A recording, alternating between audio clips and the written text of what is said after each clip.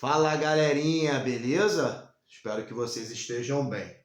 Bom, meu nome é Renato Reis, sou professor de filosofia de vocês e hoje nós vamos estar trabalhando o conteúdo do capítulo 2 do livro de filosofia, da segunda série do ensino médio.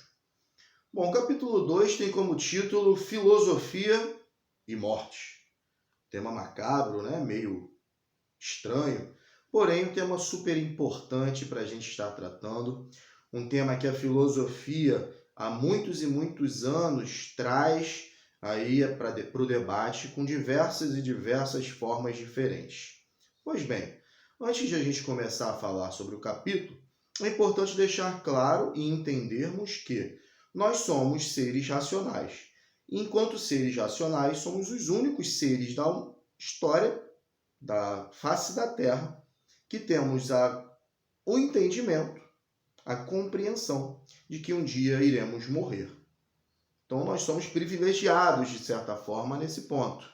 Todos sabemos anteriormente que nós, um dia, iremos morrer.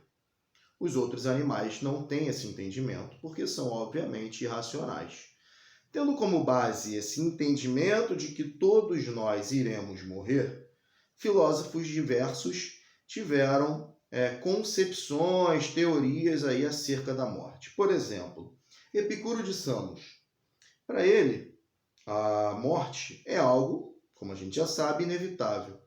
Que nós não deveríamos, por essa razão, ficar pensando. Nós não deveríamos ter medo de algo que é inevitável e que irá acontecer um dia. Essa é uma condição, nós somos mortais, não tem jeito. Infelizmente, um dia nós iremos morrer. Por essa razão, Epicuro de Samos traz que pensar na morte, ter medo da morte, nos faz ter dor. E dor nos faz não ter felicidade, nos faz sermos infelizes. Para ele, a felicidade está ligada à ausência de dor, a termos prazer em viver. E se ficarmos pensando em algo que um dia vai acontecer, nós vamos aí ter essa dor frequentemente. Então, para Epicuro de Samos, não devemos pensar na morte. Uma frase sintetiza bem o pensamento de Epicuro. Por que nós vamos pensar na morte enquanto vivemos, se quando morrermos, nós não teremos mais tempo para pensar na vida? Para Epicuro, a vida é essa. Quando morrermos, ela acaba. Para ele, nós somos matéria. Sendo matéria, nós não temos uma vida pós-morte. Já outros teóricos vão ter outras caracterizações acerca desse tema. Michel de Montaigne, por exemplo, ele é um cético em relação a como se enxergar o questionamento da morte. Mas ele traz dois distintos entendimentos. O primeiro entendimento, que ele traz dos pensamentos de Platão, é o entendimento de que nós temos uma possibilidade de uma vida pós-morte, só que uma vida através da nossa alma. Platão, como vocês bem sabem, ele acreditava que existiam dois mundos, a teoria das ideias, O mundo sensível material, que é esse ao qual o nosso corpo vive, e o mundo inteligível, o mundo das ideias, que é onde a nossa alma viverá eternamente. Então, para ele, a filosofia, para Michel de Montaigne, a filosofia ela pode contribuir para que nós possamos termos aí uma vida sábia, uma vida inteligente, para nos prepararmos para rompermos com o nosso corpo. E aí termos a vida eterna através da nossa alma. Uma vida bela, uma vida livre, uma vida plena, que é a vida após a nossa morte, a partir da nossa alma. Já Arthur Schopenhauer, por exemplo, já diria que é inevitável também, óbvio, pensar na morte. A morte é algo que vai acontecer, é algo que vai chegar. Só que não tem essa. Nós não vamos viver uma vida após a morte. Nós temos que aproveitar o que nós temos aqui agora. Se nós não vivermos o agora, quando nós morrermos, não teremos tempo para isso. Tá? Nesse ponto, então, Montaigne pega essa questão, essa caracterização, e pensa de outro lado. Poxa, Platão pensa assim, né? Essa caracterização de que a morte pode nos trazer algo bom, a filosofia vai nos ajudar, porque a filosofia nos desloca da questão corpórea e nos traz um entendimento de nossa alma, e um dia nós vamos somente existir através da alma eternamente. Só que outros teóricos não, então ele é um cético. Ele pega e pensa, mas se isso estiver errado? Mas se Platão estiver errado? Se na verdade a nossa vida ela termina, ela finda quando nós morrermos. O que nós podemos fazer? Então nós temos que aproveitar esse momento que é o agora, que é a nossa vida.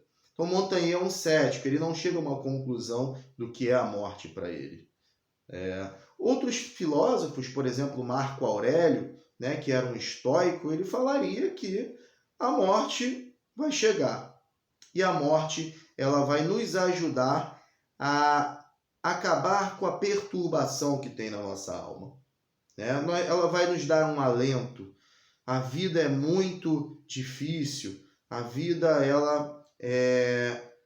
quando nós morrermos, nós teremos aí finalmente um descanso do que é a vida. Santo Agostinho, outro teórico também colocado no capítulo, já pensa de uma forma distinta. Para ele, que era um filósofo cristão, ele levava ao pé da letra que a morte ela é um juízo final. Ela está caracterizada através do nosso pecado original. Os nossos primeiros pais, Adão e Eva, eles cometeram um pecado, que é chamado biblicamente de pecado original. Então a morte é o juízo final. Todos nós vamos morrer um dia. E, dependendo da forma que agirmos em terra, aqui na nossa vida, se nós agirmos dentro dos preceitos cristãos, junto a Deus, nós podemos um dia ter uma vida imortal junto aos nossos entes queridos, aos nossos familiares que já morreram, eternamente junto a Deus, no céu. Bom, Martin Heidegger também é outro filósofo retratado dentro desse capítulo, que tem uma outra concepção distinta. Para ele, por exemplo, nós não sabemos de onde viemos, nem para onde vamos. Nós não temos esse entendimento. Não conseguimos compreender, ninguém conseguiu responder até hoje de onde viemos e para onde vamos. São perguntas que permeiam aí a história da humanidade. Nós, então, somos seres que vivemos o aqui. Somos um ser aí. Nós temos isso aqui para viver. Então, existem seres que pensam a morte durante a vida, e isso nos traz uma angústia. E existem seres que não pensam a morte durante a vida. Ele só faz essa distinção. Tá? Então nós temos que viver, nós temos que aproveitar para Heidegger a vida que nós temos aqui. Nós sabemos que nós vamos morrer, vamos aproveitar. Vamos pensar ou não, é uma forma nossa. E isso pode nos trazer uma angústia, que ele chama de angústia. Para ele, então, existe uma forma autêntica de se viver, que é viver sabendo que um dia morreremos e pensarmos nisso, e uma forma inautêntica, viver como se um dia, não, nem vou pensar nisso. Tá legal? Para fechar o capítulo, nós temos aí algumas cosmovisões sobre a morte. O budismo, por exemplo, e o estoicismo, ele traz uma ideia de que quando morrermos, finalizamos, acabou. Findaremos ali e teremos uma vida um descanso eterno. Não teremos vida após a morte. Outras teorias trazem, por exemplo, a Igreja Católica, não dizem vida após a morte, mas diz em uma existência, como eu já tinha falado em Santo Agostinho, tá? Junto aos entes queridos que já morreram, uma existência eterna. Outras teorias, né, outras religiões, o espiritismo, por exemplo, trazem a vida após a morte. Tá? Só para lembrar, eu passei por Arthur Schopenhauer, né? Nessa questão da vida que se finda aqui, né? Desse momento que nós temos que aproveitar, que nós temos que viver aqui. Isso se difere bastante da compreensão dos demais. Tá? Arthur Schopenhauer foi um grande filósofo determinista que dizia que a nossa vida já estava determinada a tal coisa. Para finalizar, Luke Ferry, que traz aí uma terceira via dessas possibilidades que o budismo e o estoicismo dizem e que a Igreja Católica diz.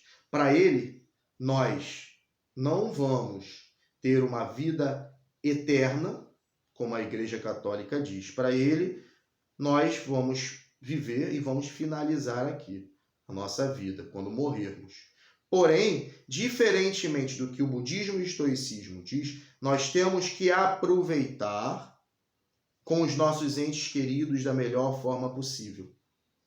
Nós temos que ter a sabedoria de viver. Esse é o ponto, então, para finalizar o capítulo 2 do livro. Espero que vocês tenham compreendido de alguma forma o capítulo, as teorias, ele é bem denso. No roteiro que eu passei para vocês, tem lá outras leituras, outras formas de se ver o capítulo. Espero que vocês possam fazer um bom uso do roteiro. Façam as atividades do capítulo, tá legal? No próximo vídeo a gente fala um pouquinho dessas atividades e sobre o próximo capítulo. Beijo para vocês, tudo de bom. Fui!